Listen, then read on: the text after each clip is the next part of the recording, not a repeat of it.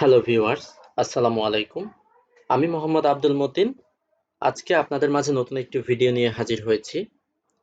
আজকে আমরা দেখব আমরা কিভাবে খুব সহজে ঘরে বসে মোবাইল অথবা কম্পিউটারের মাধ্যমে অনলাইনে ট্রেনের টিকিট ক্রয় করতে পারি। তো চলুন শুরু করা যাক।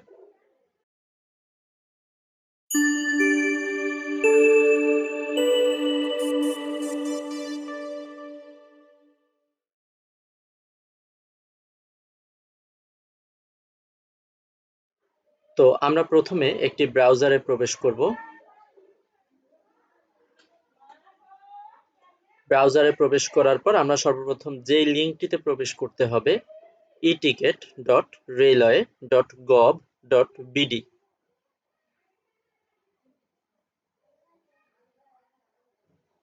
এই লিঙ্কটিতে প্রবেশ করার পর প্রথমে আমরা এই ধরনের একটি ইন্টারফেস পাবো। আমরা যদি নতুন ইউজার হয়ে থাকি সেক্ষেত্রে আমরা সর্বপ্রথম রেজিস্ট্রেশন করে নিতে হবে। তো রেজিস্ট্রেশনের জন্য আমরা রেজিস্টার এখানে ক্লিক করতে হবে। এরপর নিজের মোবাইল নাম্বার দিতে হবে, এরপর এনআইডি নাম্বার দিতে হবে, এরপর ডেট অফ বার্থ দিতে হবে, এরপর I am not a robot এখানে এই বক্সটি চেক করে ভেরিফাই ক্লিক করে দিতে হবে। তো আমরা এই সম্পর্কিত বিস্তারিত আর আলোচনা করছি না, ইনশাআল্লাহ পরবর্তীতে এই সম্পর্কিত একটি ভিডিওতে আমরা বিস্তারিত দেখতে পারবো। তো চলুন আমরা দেখে নেই আমরা কিভাবে মোবাইলের মাধ্যমে এই কাজটি সম্পন্ন করি। তো মোবাইলের মাধ্যমে আমরা ট্রেনের টিকিট ক্রয় করতে চাইলে আমরা একটি অ্যাপস ইনস্টল করতে হবে।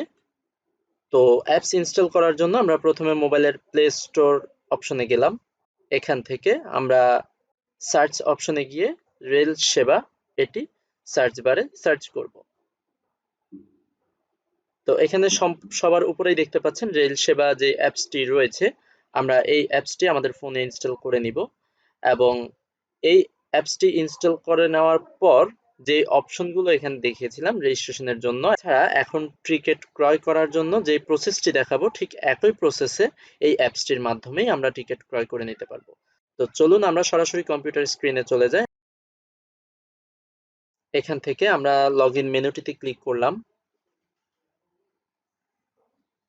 লগইনে ক্লিক করার পর আমার যেহেতু অ্যাকাউন্ট রয়েছে, মোবাইল নাম্বার এবং পাসওয়ার্ড দিয়ে আমি অ্যাকাউন্টে প্রবেশ করছি।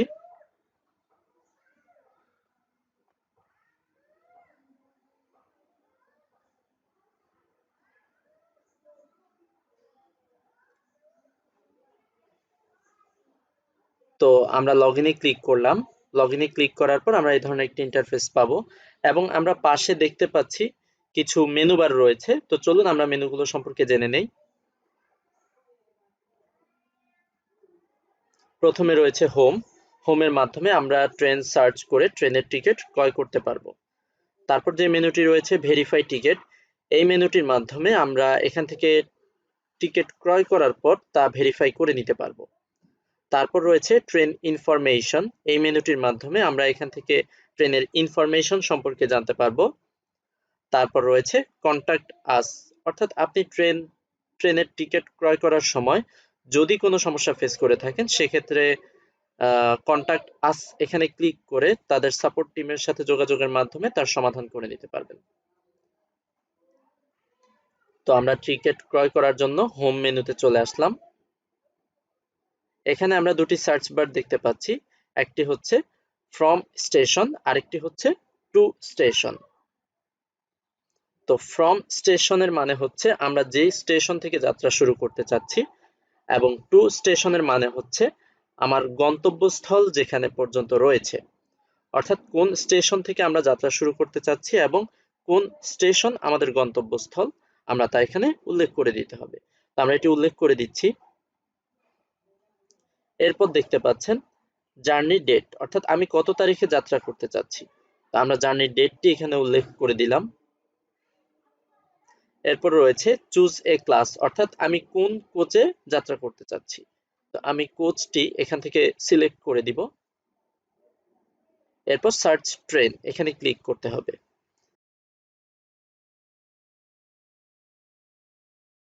আমরা দেখতে পাচ্ছি এখানে শুধুমাত্র একটি ট্রেন এসেছে, এছাড়া আপনার গন্তব্যস্থল যে স্থানে হবে সেই স্থানে যদি একাধিক ট্রেন থেকে থাকে সেক্ষেত্রে আপনি লিস্ট আকারে এখানে একাধিক ট্রেনের নাম দেখতে পাবেন। তো নিচে আমরা এখানে দুটি কোচ দেখতে পাচ্ছি, একটি হচ্ছে স্নিগ্ধা, একটি হচ্ছে শোভন চেয়ার। আমরা দেখতে পাচ্ছি স্নিগ্ধাতে 0 সিট রয়েছে, অর্থাৎ একটি সিটও অ্যাভেলেবল নেই বর্তমানে, সবগুলো সিট বিক্রি হয়ে গেছে। এবং শোভন চেয়ারে 38টি সিট অ্যাভেলেবল রয়েছে। তো আমরা শোভন চেয়ারে বুক নাও এখানে ক্লিক করলাম সিট বুক করার জন্য।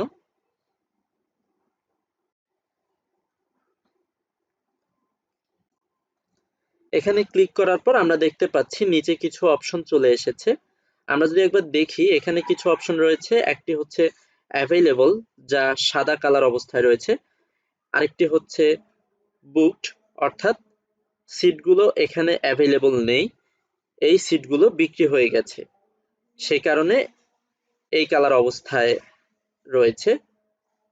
এবং আরেকটি রয়েছে নেভি ব্লু কালার, অর্থাৎ আপনি টিকিট ক্রয়ের জন্য কোনো সিট যদি সিলেক্ট করে থাকেন তা এই কালারে আসবে। তা আমরা দেখতে পাচ্ছি নিচের দিকে আসলে এই বগিতে টোটালি কোনো সিট অ্যাভেলেবল নেই, সম্পূর্ণ ফিল আপ। আমরা যদি একটু উপরে যাই এখানে আমরা দেখতে পাচ্ছি সিলেক্ট কোচ, এখানে ঝ এবং 0 সিট লেখা আছে, অর্থাৎ এটি ঝ বগি এবং এটিতে বর্তমানে কোনো সিট অ্যাভেলেবল নেই। তো আমরা এই ড্রপ ডাউন মেনুটিতে ক্লিক করলে দেখতে পাচ্ছি ঢ বগিতে 20টি সিট অ্যাভেলেবল রয়েছে এবং ছ বগিতে 18টি সিট অ্যাভেলেবল রয়েছে, আর কোনো বগিতে সিট অ্যাভেলেবল নেই। তো আমরা ঢ বগি সিলেক্ট করে নিলাম। দেখতে পাচ্ছেন ঢ বগির একটু নিচে আসলে এখানে সাদা কালারের যে সিটগুলো রয়েছে আমরা একটু আগে দেখেছিলাম, এখানে সবগুলো অ্যাভেলেবল রয়েছে।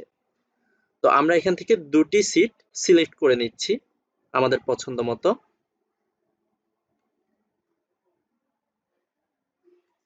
তো দুটি সিট সিলেক্ট করার পর দেখতে পাচ্ছেন এগুলো নেভি ব্লু কালার হয়ে গেছে। আর এছাড়া এখানে দেখতে পাচ্ছেন সিট ডিটেল তার পাশেই রয়েছে এবং টোটাল অ্যামাউন্টও আমরা এখানে দেখতে পাচ্ছি। এখানে বোর্ডিং স্টেশন, অর্থাৎ আপনি স্টেশনে কয়টা থেকে যাত্রা শুরু করবেন। এছাড়া কন্টিনিউ পারচেস, আমরা এখানে ক্লিক করে পরবর্তী অপশনে যাব। এখানে কিছু নোট দেখতে পাচ্ছি আমরা, আমরা এগুলো পড়ে নিতে পারি যা আমাদের পরবর্তীতে ভ্রমণের জন্য উপকার হতে পারে। এছাড়া এখানে প্যাসেঞ্জার 1, এখানে দেখতে পাচ্ছেন যেই এনআইডি দ্বারা রেজিস্ট্রেশন করা হয়েছিল সেই নামটি এখানে ডিফল্ট ভাবে থাকবে। তো একটি বিষয় লক্ষণীয়, আপনি যেই এনআইডি দ্বারা অ্যাকাউন্টটি রেজিস্টার করেছেন তার নামেই প্রথম প্যাসেঞ্জার থাকবে। এছাড়া একটি অ্যাকাউন্ট দিয়ে আপনি ইনস্ট্যান্ট সর্বোচ্চ 4টি টিকিট ক্রয় করতে পারবেন। তো তার মধ্যে প্রথম প্যাসেঞ্জার যে এনআইডি দ্বারা রেজিস্ট্রেশন করেছেন তার নামে থাকবে এবং দ্বিতীয়, তৃতীয় ও চতুর্থ প্যাসেঞ্জারের নামটি আপনি নিজের পছন্দ মতো দিতে পারবেন। তারপর আমরা একটু নিচে আসলে পেমেন্ট ডিটেল দেখতে পাবো,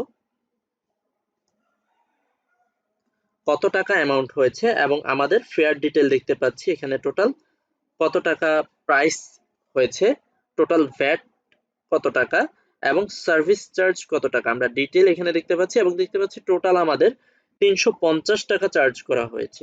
আমরা আরেকটু নিচে চলে আসলাম, এখানে আসার পর দেখতে পাচ্ছেন দুটি অপশন রয়েছে, মোবাইল ব্যাংকিং একটি অপশন এবং ক্রেডিট অর ডেবিট কার্ড একটি অপশন। তো আমরা মোবাইল ব্যাংকিং এর মাধ্যমে রকেট, বিকাশ, নগদ, উপায় এই অপশনগুলোর মাধ্যমে আমরা টিকিট ক্রয় করে নিতে পারবো। এছাড়া ডেবিট অর ক্রেডিট কার্ড এই অপশনটির মাধ্যমে আমরা visa card, master card, Dutch Bangla ব্যাংকের কার্ড এসব কার্ডের মাধ্যমে আমরা টিকিট ক্রয় করে নিতে পারবো। আমরা যেহেতু মোবাইল ব্যাংকিং এর মাধ্যমে টিকিট ক্রয় করব, আমরা মোবাইল ব্যাংকিং অপশনে চলে গেলাম। এখান থেকে আমরা বিকাশে ক্লিক করছি। বিকাশে ক্লিক করার পর প্রসিড টু পেমেন্ট আমরা এখানে ক্লিক করলাম।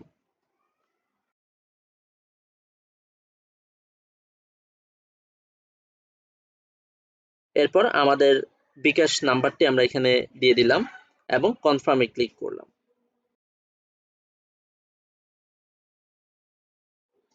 এরপর আপনার বিকাশ মোবাইল নাম্বারে একটি ওটিপি যাবে, সেই ওটিপিটি আমরা এখানে বসিয়ে দিতে হবে। ওটিপিটি এখানে দিয়ে তারপর আমরা কনফার্ম প্রেস করলাম। এরপর আপনার বিকাশের পিন দিয়ে আবার কনফার্ম প্রেস করতে হবে।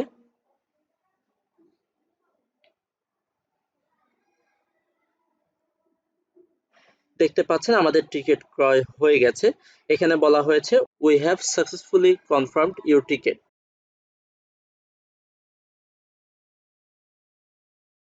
তো এখানে কিছু আমাদের ইনস্ট্রাকশন দেওয়া হয়েছে, আমরা চাইলে এগুলো পড়ে নিতে পারি। এখানে আমরা জার্নি ডিটেল দেখতে পাচ্ছি, যার মধ্যে এখানে পিএনআর নম্বর, এখানে ট্রেনের নেম, এখানে ক্লাস, এখানে seat, from and to city, journey date and time, এখানে বিস্তারিত লেখা রয়েছে। এরপর ডিফল্ট ভাবে আমাদের ট্রেনের টিকিটটি ডাউনলোড হয়ে যাবে। এছাড়া আপনি যদি ট্রেনের টিকিটটি ডাউনলোড অবস্থায় না পান, আপনি প্রিন্ট ইউর টিকিট এখানে ক্লিক করে ট্রেনের টিকিটটি ডাউনলোড করে নিতে পারেন। তো আমরা যদি একবার টিকিটটিতে যাই, আমরা দেখতে পাচ্ছি এই ধরনের একটি টিকিট আমরা বর্তমানে পেয়ে গেছি। তো এই টিকিটটির মাধ্যমে আপনি আপনার যাত্রা সম্পন্ন করতে পারেন। তো এই ছিল আজকের ভিডিও। আশা করি ভিডিওটির মাধ্যমে সকলে উপকৃত হবেন। ভিডিওটি ভালো লাগলে সকলে লাইক দিবেন, কমেন্টের মাধ্যমে আপনাদের মতামত জানাবেন এবং এই ধরনের আরো ভালো ভালো কন্টেন্ট পেতে আমার চ্যানেলটি সাবস্ক্রাইব করে রাখবেন আমার পরবর্তী ভিডিওর আপডেট পাওয়ার জন্য। সকলকে অসংখ্য ধন্যবাদ। ভালো থাকবেন। আসসালামু আলাইকুম।